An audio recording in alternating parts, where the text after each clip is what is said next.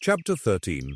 Now the extent of exactitude and truth in the doctrines of Hippocrates may be gauged not merely from the way in which his opponents are at variance with obvious facts, but also from the various subjects of natural research themselves, the functions of animals, and the rest. For those people who do not believe that there exists in any part of the animal a faculty for attracting its own special quality are compelled repeatedly to deny obvious facts. For instance, Asclepiades, the physician, did this in the case of the kidneys. That these are organs for secreting, separating out the urine, was the belief not only of Hippocrates, Diocles, Erasistratus, Praxagoras, and all other physicians of eminence, but practically every butcher is aware of this, from the fact that he daily observes both the position of the kidneys and the duct, termed the ureter, which runs from each kidney into the bladder, and from this arrangement he infers their characteristic use and faculty.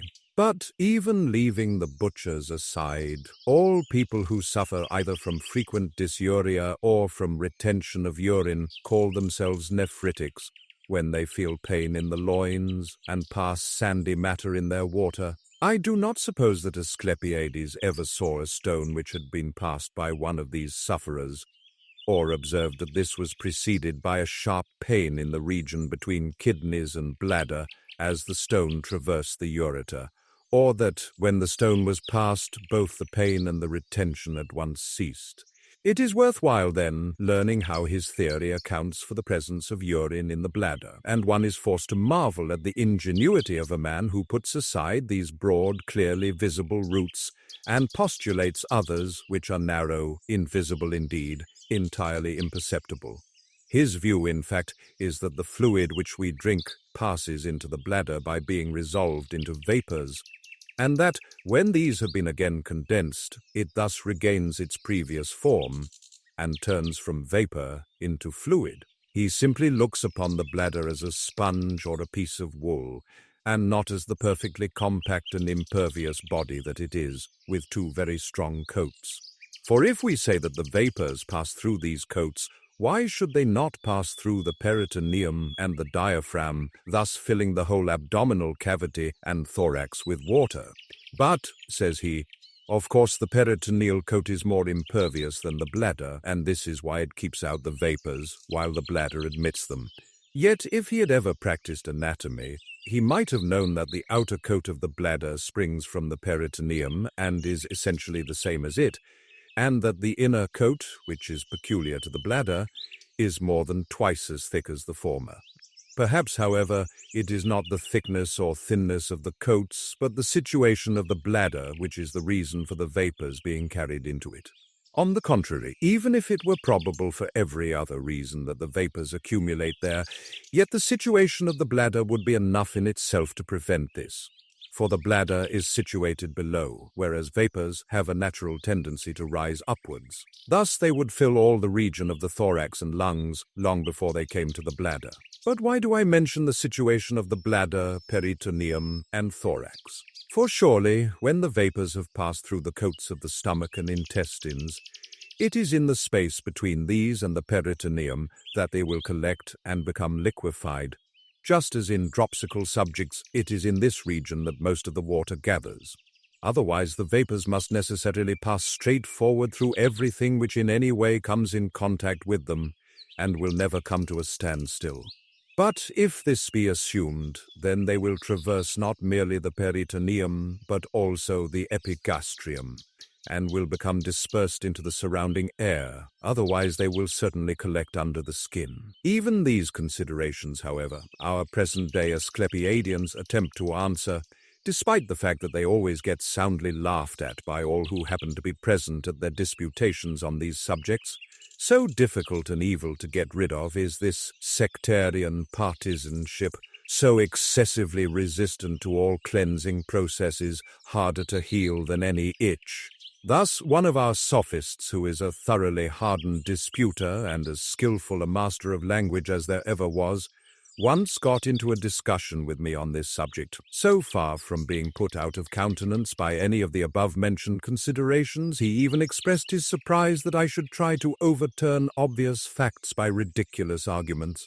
For, said he, One may clearly observe any day in the case of any bladder that if one fills it with water or air and then ties up its neck and squeezes it all round, it does not let anything out at any point, but accurately retains all its contents.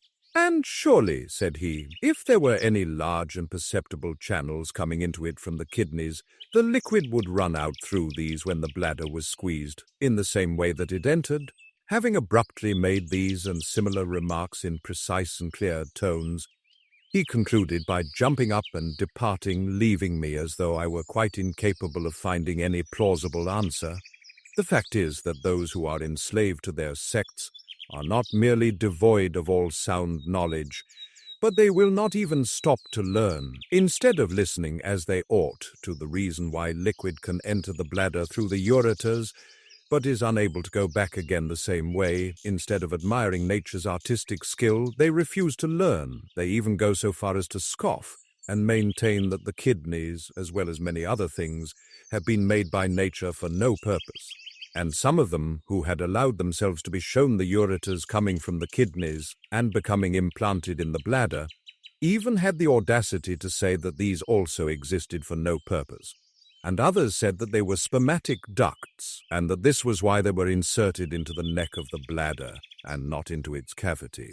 When, therefore, we had demonstrated to them the real spermatic ducts entering the neck of the bladder lower down than the ureters, we supposed that if we had not done so before, we would now at least draw them away from their false assumptions, and convert them forthwith to the opposite view. But even this they presumed to dispute, and said that it was not to be wondered at that the semen should remain longer in these latter ducts, these being more constricted, and that it should flow quickly down the ducts which came from the kidneys, seeing that these were well dilated. We were therefore further compelled to show them in a still living animal, the urine plainly running out through the ureters into the bladder. Even thus we hardly hope to check their nonsensical talk.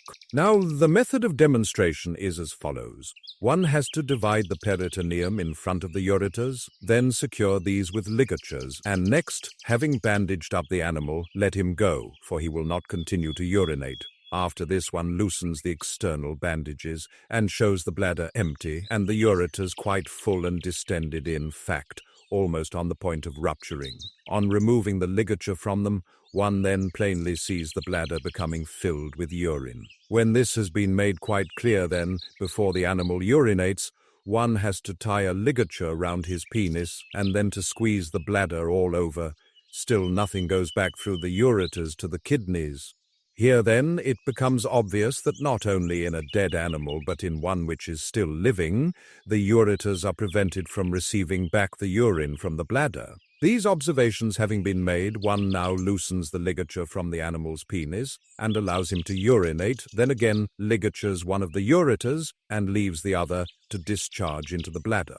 Allowing then some time to elapse, one now demonstrates that the ureter which was ligatured is obviously full and distended on the side next to the kidneys, while the other one, that from which the ligature had been taken, is itself flaccid, but has filled the bladder with urine. Then again, one must divide the full ureter and demonstrate how the urine spurts out of it, like blood in the operation of venesection.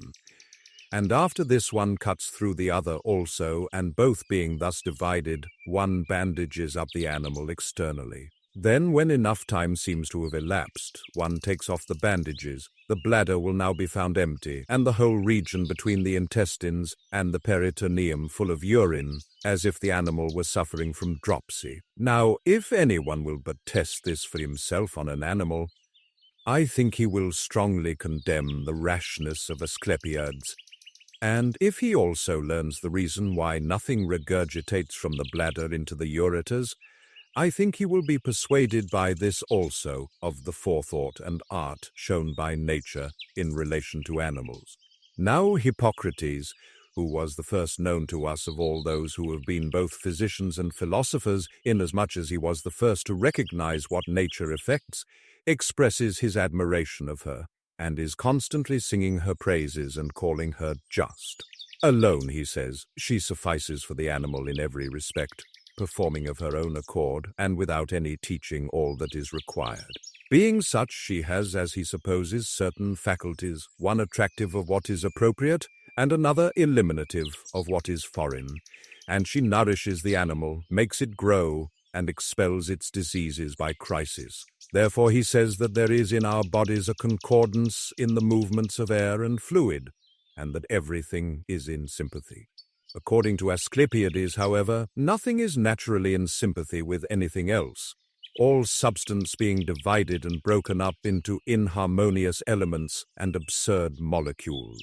Necessarily, then, besides making countless other statements in opposition to plain fact, he was ignorant of nature's faculties, both that attracting what is appropriate and that expelling what is foreign. Thus he invented some wretched nonsense to explain blood production and anadosis, and, being utterly unable to find anything to say regarding the clearing out of superfluities, he did not hesitate to join issue with obvious facts, and, in this matter of urinary secretion, to deprive both the kidneys and the ureters of their activity, by assuming that there were certain invisible channels opening into the bladder. It was, of course, a grand and impressive thing to do to mistrust the obvious and to pin one's faith in things which could not be seen. Also, in the matter of the yellow bile, he makes an even grander and more spirited venture. For he says this is actually generated in the bile ducts, not merely separated out. How comes it, then, that in cases of jaundice, two things happen at the same time, that the dejections contain absolutely no bile, and that the whole body becomes full of it?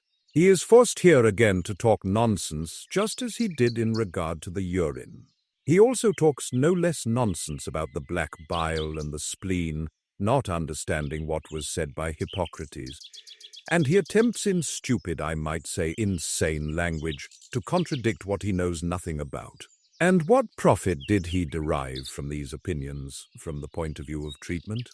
He neither was able to cure a kidney ailment, nor jaundice, nor a disease of black bile, nor would he agree with the view held not merely by Hippocrates, but by all men regarding drugs, that some of them purge away yellow bile, and others black, some again phlegm, and others the thin and watery superfluity. He held that all the substances evacuated were produced by the drugs themselves, just as yellow bile is produced by the biliary passages. It matters nothing, according to this extraordinary man, whether we give a hydragogue or a cholagogue in a case of dropsy, for these all equally purge and dissolve the body, and produce a solution having such and such an appearance, which did not exist as such before.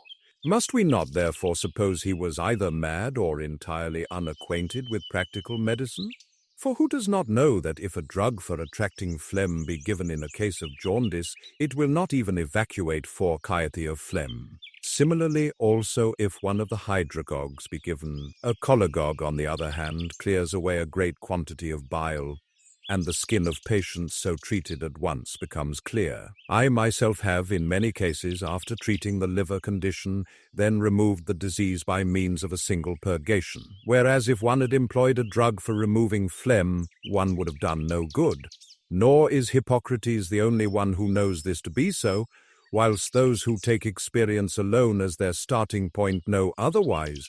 They, as well as all physicians who are engaged in the practice of medicine, are of this opinion. Asclepiades, however, is an exception. He would hold it a betrayal of his assumed elements to confess the truth about such matters. For if a single drug were to be discovered which attracted such and such a humour only, there would obviously be danger of the opinion gaining ground that there is in every body a faculty which attracts its own particular quality. He therefore says that safflower, the Nidian berry, and hippophaes do not draw phlegm from the body, but actually make it.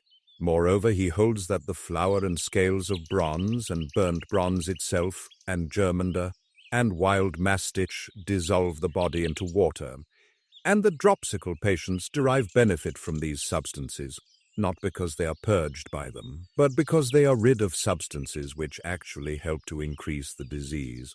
For if the medicine does not evacuate the dropsical fluid contained in the body, but generates it, it aggravates the condition further. Moreover, scammony, according to the Asclepiadean argument, not only fails to evacuate the bile from the bodies of jaundiced subjects, but actually turns the useful blood into bile and dissolves the body. In fact, it does all manner of evil and increases the disease. And yet this drug may be clearly seen to do good to numbers of people. Yes, says he, they derive benefits certainly, but merely in proportion to the evacuation. But if you give these cases a drug which draws off phlegm, they will not be benefited. This is so obvious that even those who make experience alone their starting point are aware of it, and these people make it a cardinal point of their teaching to trust to no arguments, but only to what can be clearly seen. In this, then, they show good sense, whereas Asclepiades goes far astray in bidding us distrust our senses, where obvious facts plainly overturn his hypotheses. Much better would it have been for him not to assail obvious facts, but rather to devote himself entirely to these. Is it then these facts only which are plainly irreconcilable with the views of Asclepiades? Is not also the fact that in summer yellow bile is evacuated in greater quantity by the same drugs, and in winter phlegm, and that in a young man more bile is evacuated, and in an old man more phlegm? Obviously, each drug attracts something which already exists, and does not generate something previously non-existent. Thus, if you give in the summer season a drug which attracts phlegm to a young man of a lean and warm habit, who has lived neither idly nor too luxuriously, you will with great difficulty evacuate a very small quantity of this humour, and you will do the man the utmost harm. On the other hand, if you give him a cholagogue, you will produce an abundant evacuation and not injure him at all. Do we still then disbelieve that each drug attracts that humour which is proper to it? Possibly the adherents of Asclepiades will assent to this, or rather, they will not possibly, but certainly declare that they disbelieve it, lest they should betray their darling prejudices. Chapter 14. Let us pass on then, again to another piece of nonsense, for the sophists do not allow one to engage in inquiries that are of any worth, albeit there are many such. They compel one to spend one's time in dissipating the fallacious arguments which they bring forward. What then is this piece of nonsense? It has to do with the famous and far-renowned stone which draws iron, the lodestone. It might be thought that this would draw their minds to a belief that there are in all bodies certain faculties by which they attract their own proper qualities. Now Epicurus, despite the fact that he employs in his physics elements similar to those of Asclepiades, yet allows that iron is attracted by the lodestone and chaff by amber. He even tries to give the cause of the phenomenon. His view is that the atoms which flow from the stone are related in shape to those flowing from the iron, and so they become easily interlocked with one another. Thus it is that, after colliding with each of the two compact masses, the stone and the iron, they then rebound into the middle and so become entangled with each other and draw the iron after them. So far, then, as his hypotheses regarding causation go, he is perfectly unconvincing. Nevertheless, he does grant that there is an attraction.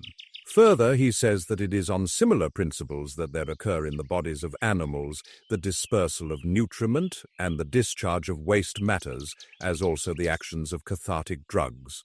Asclepiades, however, who viewed with suspicion the incredible character of the cause mentioned, and who saw no other credible cause on the basis of his supposed elements, shamelessly had recourse to the statement that nothing is in any way attracted by anything else. Now, if he was dissatisfied with what Epicurus said and had nothing better to say himself, he ought to have refrained from making hypotheses and should have said that nature is a constructive artist, and that the substance of things is always tending towards unity and also towards alteration because its own parts act upon and are acted upon by one another. For if he had assumed this, it would not have been difficult to allow that this constructive nature has powers which attract appropriate and expel alien matter.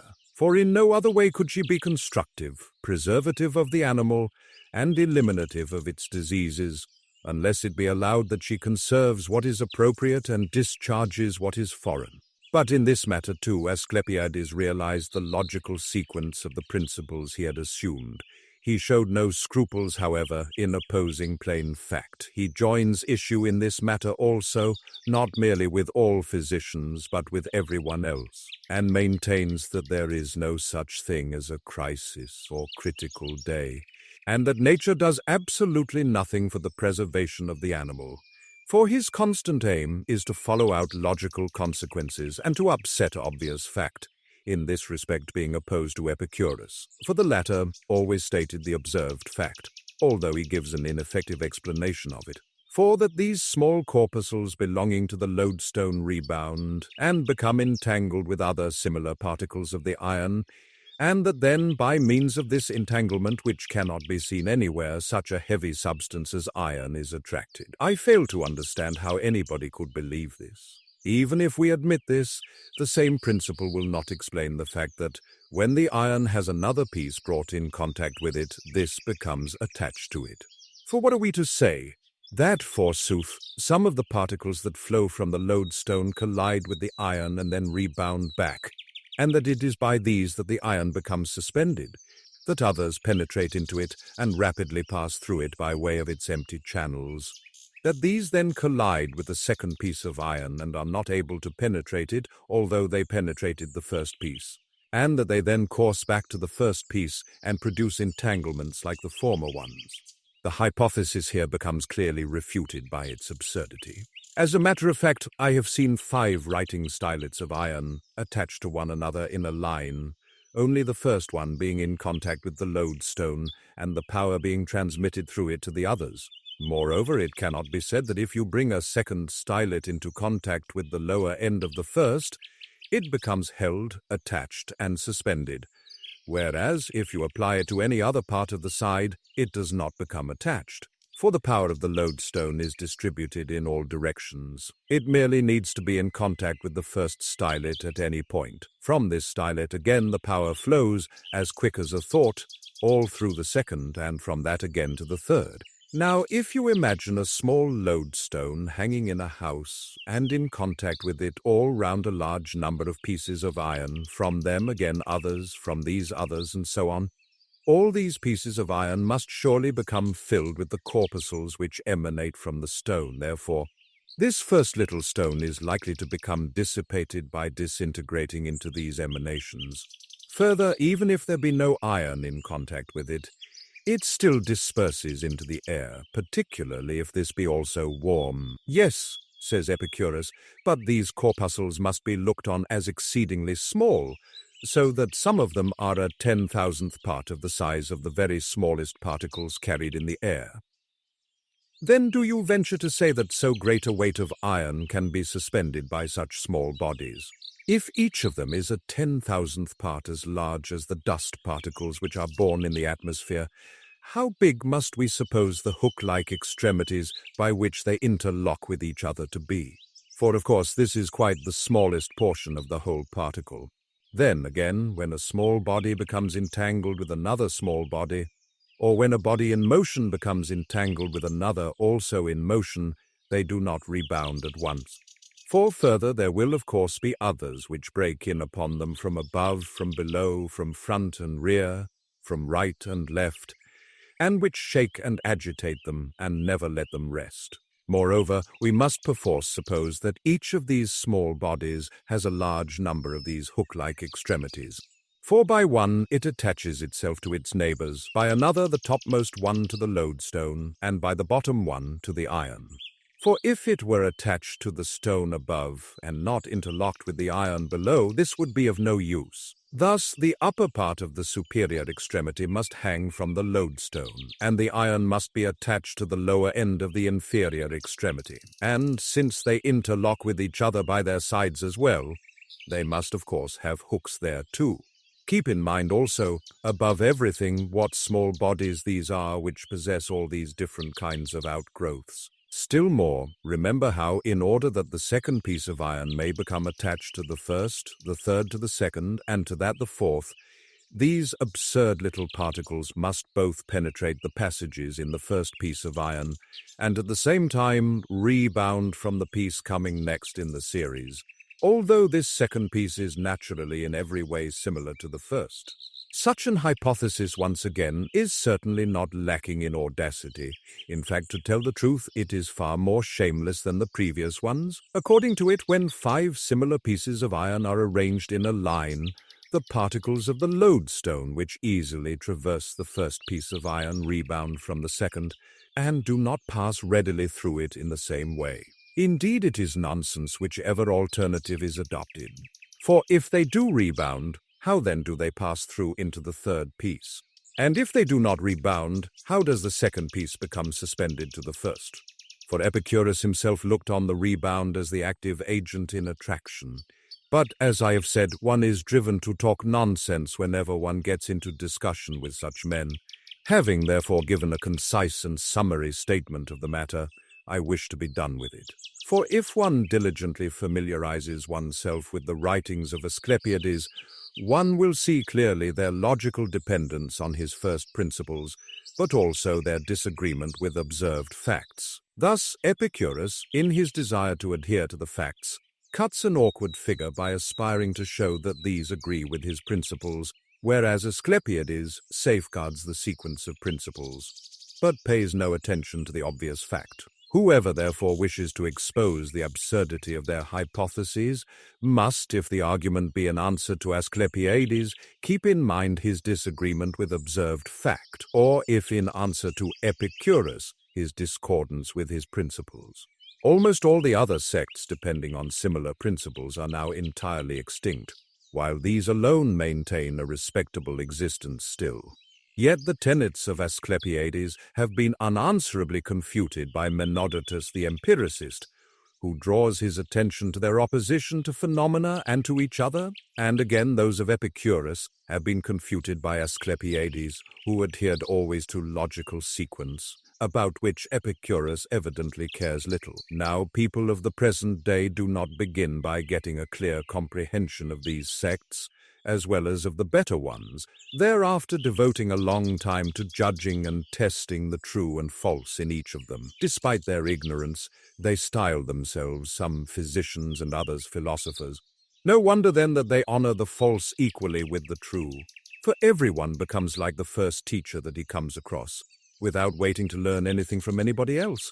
And there are some of them who, even if they meet with more than one teacher, are yet so unintelligent and slow-witted that even by the time they have reached old age they are still incapable of understanding the steps of an argument.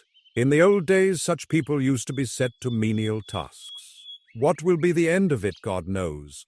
Now we usually refrain from arguing with people whose principles are wrong from the outset. Still, having been compelled by the natural course of events to enter into some kind of a discussion with them, we must add this further to what was said, that it is not only cathartic drugs which naturally attract their special qualities, but also those which remove thorns and the points of arrows, such as sometimes become deeply embedded in the flesh. Those drugs also which draw out animal poisons or poisons applied to arrows all show the same faculty as does the lodestone. Thus, I myself have seen a thorn which was embedded in a young man's foot fail to come out when we exerted forcible traction with our fingers, and yet come away painlessly and rapidly on the application of a medicament. Yet even to this some people will object, asserting that when the inflammation is dispersed from the part, the thorn comes away of itself without being pulled out by anything. But these people seem in the first place to be unaware that there are certain drugs for drawing out inflammation and different ones for drawing out embedded substances, and surely if it was on the cessation of an inflammation that the abnormal matters were expelled, then all drugs which disperse inflammations ought, ipso facto, to possess the power of extracting these substances as well. And secondly, these people seem to be unaware of a still more surprising fact, namely, that not merely do certain medicaments draw out thorns and others poisons, but that of the latter there are some which attract the poison of the viper, others that of the stingray, and others that of some other animal. We can, in fact, plainly observe these poisons deposited on the medicaments. Here, then, we must praise Epicurus for the respect he shows towards obvious facts, but find fault with his views as to causation. For how can it be otherwise than extremely foolish to suppose that a thorn which we failed to remove by digital traction could be drawn out by these minute particles? Have we now therefore convinced ourselves that everything which exists possesses a faculty by which it attracts its proper quality, and that some things do this more and some less? Or shall we also furnish our argument with the illustration afforded by corn? For those who refuse to admit that anything is attracted by anything else will, I imagine, be here proved more ignorant regarding nature than the very peasants. When, for my own part, I first learned of what happens, I was surprised and felt anxious to see it with my own eyes. Afterwards, when experience also had confirmed its truth, I sought long among the various sects for an explanation, and with the exception of that which gave the first place to attraction, I could find none which even approached plausibility, all the others being ridiculous and obviously quite untenable. What happens then is the following. When our peasants are bringing corn from the country into the city in wagons and wish to filch some away without being detected, they fill earthen jars with water and stand them among the corn. The corn then draws the moisture into itself through the jar and acquires additional bulk and weight. But the fact is never detected by the onlookers unless someone who knew about the trick before makes a more careful inspection. Yet if you care to set down the same vessel in the very hot sun, you will find the daily loss to be very little indeed. Thus corn has a greater power than extreme solar heat of drawing to itself the moisture in its neighborhood.